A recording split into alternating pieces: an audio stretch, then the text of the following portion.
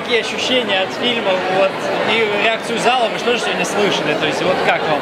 Ну, приятная реакция зала, приятно, что она совпадает с какими-то задуманными вещами. Где-то не совпадает, где-то неожиданная реакция, где я не ожидал, она есть. Вот, ну, я доволен, мне нравится, прекрасное кино.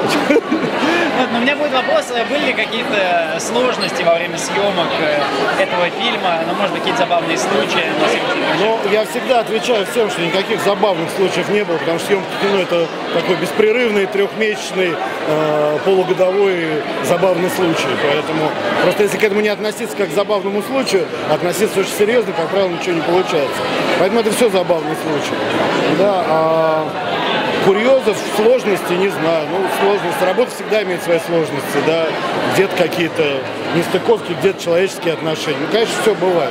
Но важен результат, поэтому ребята не быстро шли к актерскому пути, но я считаю, что они, собственно, на экране прекрасно смотрятся, и неважно, кто из них был хуже, лучше подготовлен.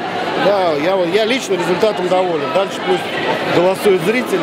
Да, но вот я доволен. И ребятами, и реакцией, и всем. Ну, невозможно, хотели вернуться к работе с ребятами? Безусловно, мне абсолютно... Но давайте не забывать, что это мой там режиссерский дебют.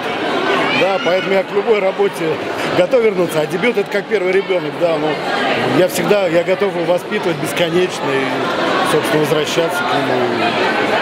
Да, да, готов, да.